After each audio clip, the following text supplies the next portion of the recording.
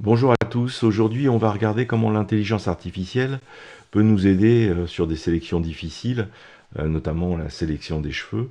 Donc là en l'occurrence j'ai pris une image qui pose un certain nombre de problèmes. Alors j'ai déjà fait une vidéo sur la retouche des cheveux avec les techniques classiques. Je vous invite à regarder ces vidéos avant. Je ne vais pas m'étaler sur ces techniques précédentes. On va aller assez directement sur l'aide de l'intelligence artificielle sur les situations difficiles. Alors très rapidement, je vais dupliquer mon arrière-plan, donc je fais CTRL-J et je vais sélectionner n'importe quel outil de sélection pour me retrouver en haut dans la barre avec sélectionner un sujet. Là vous avez deux possibilités, soit votre appareil, soit de l'envoyer sur le cloud. Le cloud a l'avantage de disposer d'un serveur qui va faire le boulot d'une manière plus performante. Donc voilà, j'ai fait une sélection et maintenant j'ai le petit bouton à côté qui se trouve être sélectionné et masqué. Je clique dessus et je me retrouve ici dans l'interface sélectionné et masqué. Alors là sur le côté vous avez la possibilité d'afficher le contour, d'afficher l'original, c'est-à-dire avant la retouche, l'amélioration en temps réel. Voilà, quand on va passer des pinceaux, eh bien, on le verra immédiatement. Voilà, et puis aperçu de haute qualité. Ici, sur le côté, vous avez la possibilité d'afficher diverses manières de l'incruster. Hein.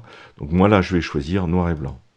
Okay. Ici, en dessous, on a un certain nombre de réglages qu'on verra un petit peu à la fin. Le plus important pour le moment, c'est d'aller cocher sur le bouton qui s'appelle améliorer les cheveux. Voilà. Donc là, il a fait vraiment une belle avancée sur plus de détails. Donc ici, si je fais afficher l'original, voilà, donc ça c'est l'original, avant d'avoir appuyé sur améliorer les cheveux. Et là maintenant, voilà ce qu'on a obtenu. Alors c'est pas parfait, donc on peut passer encore l'outil de retouche ici, et on va passer sur les bords pour continuer d'améliorer la première sélection qu'il vient de faire. Vous voyez les détails qui apparaissent encore hein, ici. Voilà.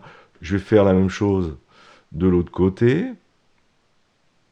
Voilà, et ici, vous voyez, il va me faire apparaître un petit peu de détails.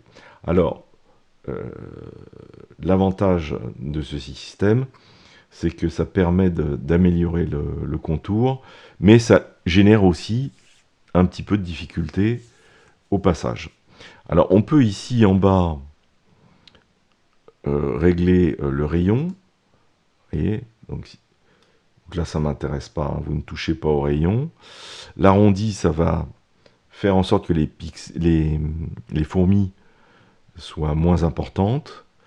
Le contour progressif, comme son nom l'indique, alors ça floute hein, en fait votre image, votre sélection.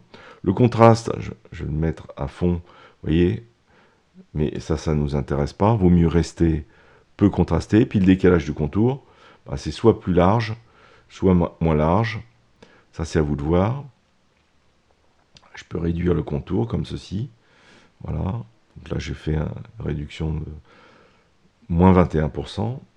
Et je vais pouvoir, donc, ici, cocher la décontamination de couleurs. C'est-à-dire que par rapport aux cheveux et au fond, il y aura une meilleure sélection. Et ici, je vais choisir sortir vers un nouveau calque avec masque de fusion. Je fais OK. Voilà, donc il m'a créé un calque plus le masque de fusion. Donc du coup, ce que j'avais dupliqué hier, en dessous, pardon, ce que j'avais dupliqué en dessous, le calque 1, là, je peux éventuellement le supprimer parce qu'il ne sert plus à rien. Alors, pour rentrer sur un masque, il suffit d'appuyer sur Alt et de cliquer sur le masque, et donc je retrouve mon masque.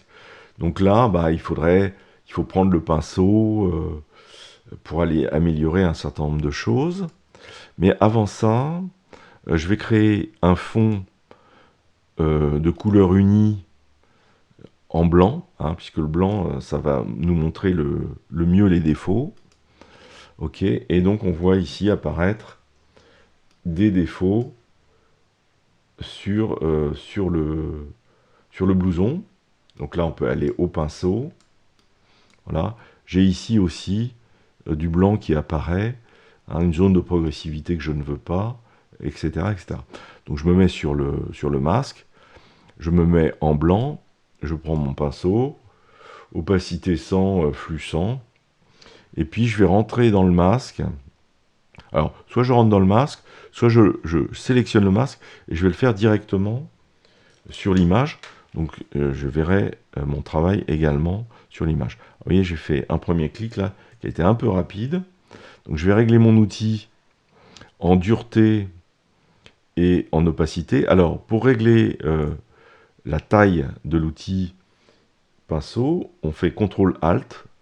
De droite à gauche, on règle la taille. Et de haut en bas, on règle la progressivité. Donc moi, je vais prendre un outil très progressif. Je vais me mettre ici en blanc, hein, puisque je suis à l'intérieur de la sélection, là. Voilà, et puis je vais aller repeindre de manière... Voilà, à récupérer la sélection, comme ceci. Alors, de l'autre côté, ici, c'est pareil. Donc sur le blouson, bah, je vais peindre le blouson en blanc pour récupérer la zone.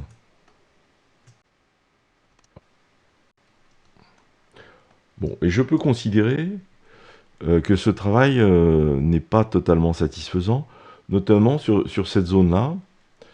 Et donc, je vais utiliser l'intelligence artificielle pour aller corriger ça. Alors, je prends mon lasso. Je vais aller faire une sélection de la zone qui me paraît difficile. Comme ça, alors assez grossièrement. Hein.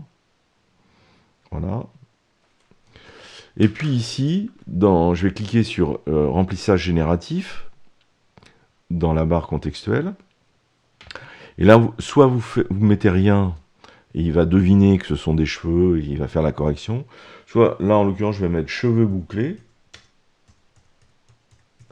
Cheveux bouclés. Et donc, je vais générer quelque chose qui va venir en remplacement. Alors ici, en bas, c'est en train de mouliner sur le côté. Et il va vous proposer donc 3 variantes. Donc voici la première, qui est pas mal. Hein. Ça, c'est tout à fait acceptable. La deuxième, qui est très jolie aussi. Et la troisième, bon, moi la deuxième me plaît bien, elle est assez élégante. Voilà. Donc j'ai utilisé l'intelligence artificielle. Le problème, c'est que j'ai réglé mon fond, et qu'en fait, lui, il a utilisé le fond et les cheveux, évidemment, pour faire la correction. Donc maintenant, si je vais modifier mon fond, et que je passe en rouge, par exemple, bah, vous voyez, en fait, lui, il a besoin de créer un patch où il y a à la fois le fond et les cheveux. Hein. Donc par exemple, si je désélectionne les 3 premiers calques, vous voyez, je me retrouve ici avec un patch où il y a les cheveux et le fond. Donc, la recommandation, c'est de faire toutes vos retouches sur l'image, de créer votre fond tel que vous le souhaitez, et seulement après, de faire appel à l'intelligence artificielle pour aller corriger la partie qui vous intéresse. Voilà.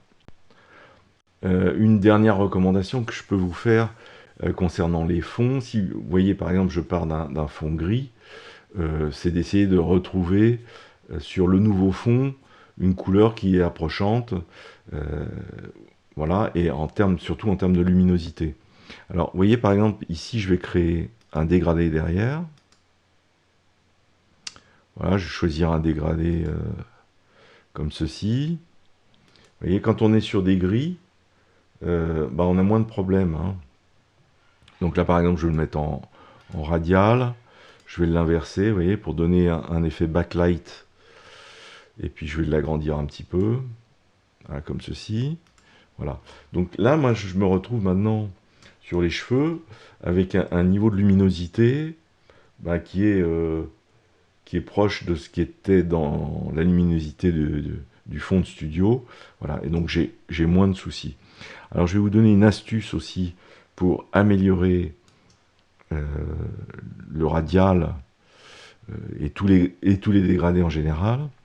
Bon, une fois que vous avez fait votre dégradé comme ceci, pour éviter le banding, hein, c'est-à-dire l'effet de bande hein, qui peut exister, puis y avoir quelque chose de beaucoup plus progressif en arrière, vous faites un clic droit et on va pixeliser le calque. Voilà, donc le calque est maintenant pixelisé.